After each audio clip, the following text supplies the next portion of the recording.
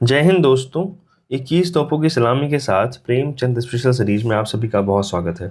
अगर आप इस चैनल पर नए हैं तो कृपया चैनल को सब्सक्राइब कर लीजिए और बेल आइकन ज़रूर प्रेस कर दीजिए। ये एकमात्र ऐसा चैनल है यूट्यूब पर जिस पे प्रेमचंद की करीब करीब सारी कहानियाँ आ चुकी हैं या आने वाली हैं। आप ज़रूर उसका आनंद उठाएं। आज हम आपके सामने लेकर हाजिर हैं एक नई कहानी जिसका नाम है स्वत्व रक्षा। मीर दिलावर अली के पास एक बड़ी रास का कुमौवत घोड़ा था।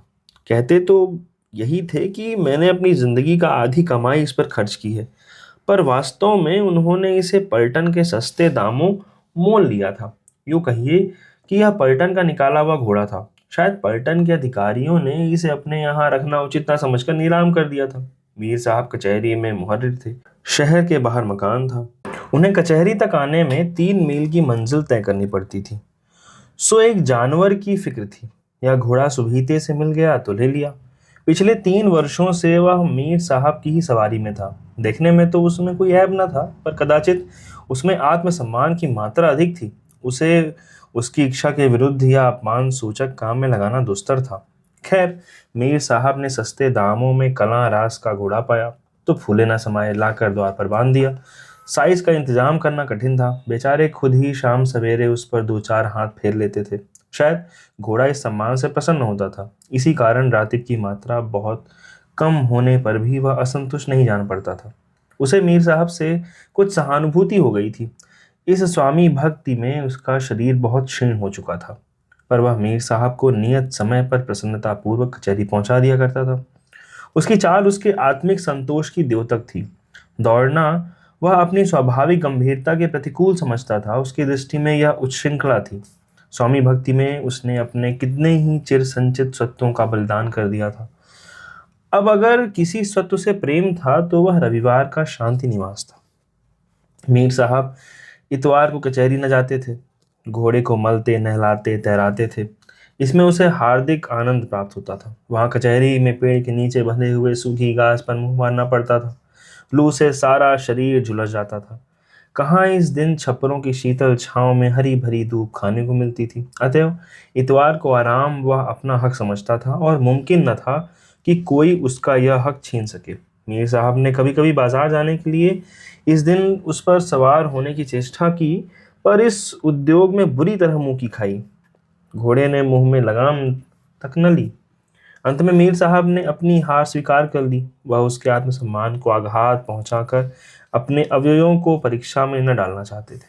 मीर साहब के पड़ोस में एक मुंशी सौदागर लाल रहते थे। उनका भी कचहरी से कुछ संबंध था। वह मुहर्रिर न थे, कर्मचारी भी न थे। उन्हें किसी ने कभी कुछ लिखते पढ़ते न देखा था, पर उनका वकीलों और मुख्तारों के समाज में बड़ा मान था। मीर साहब से उनकी दांत काटी रोटी थी। जेठ का महीना था। बारातों की धूम थी।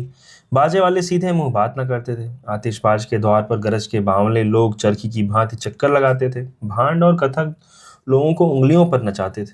पालकी के कहार पत्थर के देवता बने हुए थे। भेंट लेकर भी न पसीजते थे। इसी सहालगों की धूम में मुंशी जी ने भी लड़के का विवाह ठान लिया। दबाव वाले आदमी थे। धीरे धीरे बारात का सब सामान जुटा तो लिया, पर पालकी का प्रबंध न कर सके। कहारों ने ऐन वक्त पर बयाना लौटा दिया। मुंशी जी बहुत गर्म पड़े। हर्जाने की धमकी दी, पर कुछ फल न हुआ। विवश होकर यही निश्चय किया कि वह वर को घोड़े पर बिठाकर वर यात्रा की रस्म पूरी कर ली जाए। 6 बजे शाम को बारात चलने का मुहूर्त था। 4 बजे मुंशी ने आकर मीर साहब से कहा, यार अपना घोड़ा दे दो, वर को स्टेशन तक पहुंचा दें, पालकी तो कहीं नहीं मिलती। मीर साहब, आपको मालूम नहीं, आज इतवार का दिन है। मुंशी जी, मालूम क्यों नहीं, पर आखिर घोड़ा ही तो ठहरा, किसी न किसी तरह स्टेशन तक पहुंचा ही देगा। कौन दूर तक जाना है।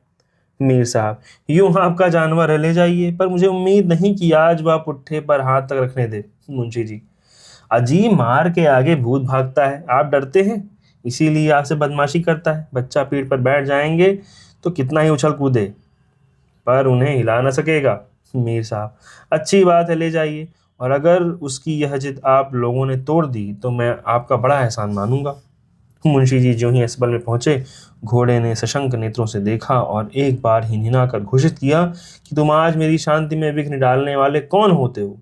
बाजे की धड़ धड़ पोंपों से वह उत्तेजित हो रहा था।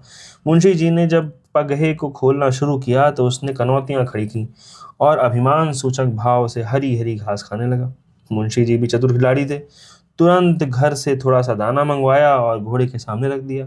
घोड़े ने इधर बहुत दिनों से दाने की सूरत न देखी थी, बड़ी रुचि से खाने लगा और अब कृतज्ञ होकर मुंशी जी की ओर ताका, मानो अनुमति दी कि मुझे अपने साथ चलने में कोई आपत्ति नहीं है, ले चलिए। मुंशी जी के द्वार पर बाजे बज रहे थे।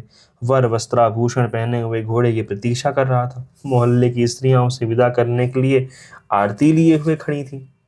5 बज गए थे। सहसा मुंशी जी घोड़ा लाते हुए दिखाई दिए। बाजे वालों ने आगे आकर कदम बढ़ाया। एक आदमी मीर साहब के घर से दौड़ा साज उठा लाया। घोड़े को खींचने की ठहरी, मगर वह लगाम देखकर मुंह फेर लेता था। मुंशी जी ने चुमकारा पुचकारा, पीठ सहलाई, फिर दाना खिलाया, पर घोड़े ने मुंह तक न खोला। तब उन्हें क्रोध आ गया। ताबड़तोड़ कई चाबुक लगाए। घोड़े ने जब अभी मुंह न खोला, मुंह में लगाम न ली, तो उन्होंने उसके नथनों पर चाबुक के बेंत से कई बार वार किया। नथनों से खून निकलने लगा। इतनी मार उसने कभी न खाई थी। मीर साहब की अपनी चीज थी, या इतनी निर्दयता से कभी न पेश आते थे। सोचा मुंह नहीं खोलता तो नहीं मालूम और कितनी मार पड़े। लगाम ले ली। फिर क्या था, मुंशी जी की फतेह हो गई। उन्होंने तुरंत जीन में कस ली। दूल्हा कूद कर घोड़े पर सवार हो गया। जब वर ने घोड़े की पीठ पर आसन जमा लिया तो घोड़ा मानो नींद से जागा। वह विचार करने लगा, थोड़े से दाने के बदले अपने इस स्वत्व के हाथ धोना, एक कटोरा कढ़ी के लिए अपने जन्म सिद्ध अधिकारों को बेचना है। उसे याद आया कि मैं कितने दिनों से आज के दिन आराम करता रहा हूँ, तो आज क्यों यह बेकार करूं। ये लोग मुझे न जाने कहाँ ले जाएंगे। लौंडा आसन का पक्का जान पड़ता है। मुझे दौड़ाएगा, एड़ लगाएगा, चाबुक से मार मार कर अधमुआ कर देगा, फिर न जाने भोजन मिले या नहीं। यह सोच विचार कर उसने निश्चय किया कि मैं यहाँ से कदम न उठाऊंगा। यही न होगा कि मारेंगे, सवार को लिए हुए जमीन पर लौट जाऊंगा, आप ही छोड़ देंगे। मेरे मालिक मीर साहब भी तो यहीं कहीं होंगे। उन्हें मुझ पर इतनी मार पड़ती कभी पसंद ना आएगी कि कल उन्हें कचहरी भी तो ले जाऊंगा। वर ज्यों ही घोड़े पर सवार हुआ, स्त्रियों ने मंगल गान किया, फूलों की वर्षा हुई। बारात के लोग आगे बढ़े, मगर घोड़ा ऐसा अड़ा कि पैर ही नहीं उठाता। वर उसे एड़ लगाता था, चाबुक मारता था, लगाम को झटके देता था, मगर घोड़े के कदम मानो जमीन में ऐसे गड़ गए हैं कि उखड़ने का नाम नहीं लेते। मुंशी जी को ऐसा क्रोध आया कि अपना जानवर होता तो गोली मार देते। मित्र ने कहा, अड़ियल जानवर है, यूं न चलेगा, इसके पीछे से डंडा लगाओ, आप दौड़ेगा। मुंशी जी ने यह प्रस्ताव स्वीकार कर लिए। पीछे से जाकर कई डंडे लगाए, पर घोड़े ने पैर न उठाए। उठाए तो भी अगले पैर और आकाश की ओर, दो एक बार पिछले पैर भी, जिसमें विदित होता था कि वह बिल्कुल प्राणहीन नहीं है। मुंशी जी बाल बाल बच गए। तब दूसरे मित्र ने कहा, इसकी पूंछ के पास एक जलता हुआ कुंदा जलाओ, आंच के डर से भागेगा। यह प्रस्ताव भी स्वीकृत हुआ। फल यह हुआ कि घोड़े की पूंछ जल गई। वह 2-3 बार उछला कूदा, पर आगे न बढ़ा। पक्का सत्याग्रही था। कदाचित इन यंत्रणाओं ने उसके संकल्प को और भी दृढ़ कर दिया। इतने में सूर्यास्त होने लगा। पंडित जी ने कहा, जल्दी कीजिए, नहीं तो मुहूर्त चल जाएगा। लेकिन अपने वश की बात तो थी नहीं, जल्दी कैसे होती। बाराती लोग गांव के बाहर जा पहुंचे। यहाँ स्त्रियां और बालकों का मेला लग गया। लोग कहने लगे, कैसा घोड़ा है कि पग ही नहीं उठाता। एक अनुभवी महाशय ने कहा, मारपीट से काम न चलेगा, थोड़ा सा दाना मंगवाइए। एक आदमी इसके सामने तोबड़े में दाना दिखाता हुआ चले, दाने के लालच से खटखट चलता जाएगा। मुंशी जी ने यह उपाय भी करके देखा, पर सफल मनोरथ न हुए। घोड़ा अपने स्वत्व को किसी दाम पर बेचना न चाहता था। एक महाशय ने कहा, इसे थोड़ी सी शराब पिला दीजिए, नशे में आकर खूब चौकड़ियां भरने लगेगा। शराब की बोतल आई। एक तसली में शराब उड़ेल कर घोड़े के सामने रखी गई, पर उसने सूंघी तक नहीं। अब क्या हो। चिराग जल गए, मुहूर्त टल चुका था। घोड़ा यह नाना दुर्गतियां सहकर दिल में खुश होता था और अपने सुख में विघ्न डालने वाले की दुर्व्यवस्था और व्यग्रता का आनंद उठा रहा था। उसे इस समय इन लोगों की प्रयत्नशीलता पर एक दार्शनिक आनंद प्राप्त हो रहा था। देखें आप लोग अब क्या करते हैं। वह जानता था कि अब मार खाने की संभावना नहीं है। लोग जान गए हैं कि मारना व्यर्थ है। वह केवल अपनी सुयुक्तियों की विवेचना कर रहा था। 5वें सज्जन ने कहा, अब एक ही तरकीब है। वह जो खेत में खाद फेंकने की 2 पहिया गाड़ी होती है, उसे घोड़े के सामने लाकर रखिए। इसके दोनों अगले पैर उसमें रख दिए जाएं और हम लोग गाड़ी को खींचें, तब तो जरूर ही उसके पैर उठ जाएंगे। अगले पैर आगे बढ़ें तो पिछले पैर भी झक मार कर उठेंगे ही। घोड़ा चल निकलेगा। मुंशी जी डूबे रहे थे। कोई तिनका सहारे के लिए काफी था। 2 आदमी गए, 2 पहिया गाड़ी निकाल लाए। वर ने लगाम तानी। 4-5 आदमी घोड़े के पास डंडे लेकर खड़े हो गए। 2 आदमियों ने उसके अगले पैर पांव जबरदस्ती उठाकर गाड़ी पर रखे। घोड़ा अभी तक यह समझ रहा था कि मैं यह उपाय भी न चलने दूंगा, लेकिन जब गाड़ी चली तो उसके पिछले पैर आप उड़ गए। उसे ऐसा जान पड़ा मानो पानी में बहा जा रहा हूं। कितना ही चाहता था पैरों को जमा लूं, पर कुछ अक्ल काम न चलती थी। चारों ओर शोर मचा, चला चला, तालियां पड़ने लगी। लोग ठट्ठे मार मार कर हंसने लगे। घोड़े को यह उपहास और यह अपमान असहाय था, पर करता क्या। हाँ, उसने धैर्य न छोड़ा। मन में सोचा, इस तरह कहाँ तक ले जाएंगे। जो ही गाड़ी रुकेगी मैं भी रुक जाऊंगा। मुझसे बड़ी भूल हुई, मुझे गाड़ी पर पैर ही न रखना चाहिए था। अंत में वही हुआ जो उसने सोचा था। किसी तरह लोगों ने 100 कदम तक गाड़ी खींची, आगे न खींच सके।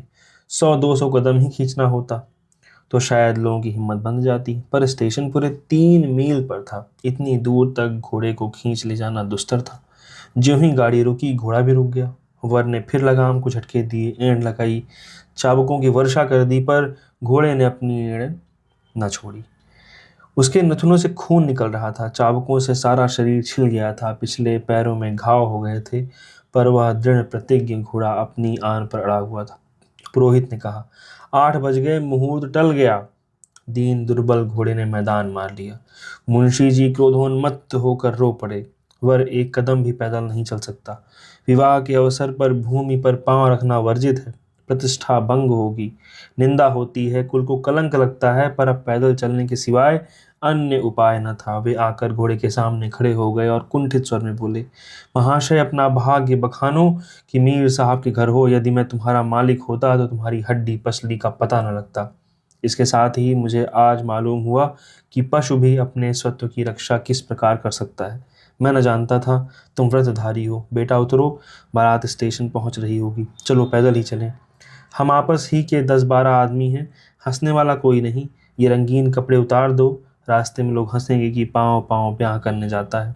चल बे अड़ियल घोड़े, तुझे मीर साहब के हवाले कराऊं। बहुत शुक्रिया। ये कहानी यहीं समाप्त होती है। अगर आपको ये कहानी पसंद आए तो कृपया लोगों से इसको साझा कीजिए और अपने सुझाव जरूर प्रेषित करें। धन्यवाद।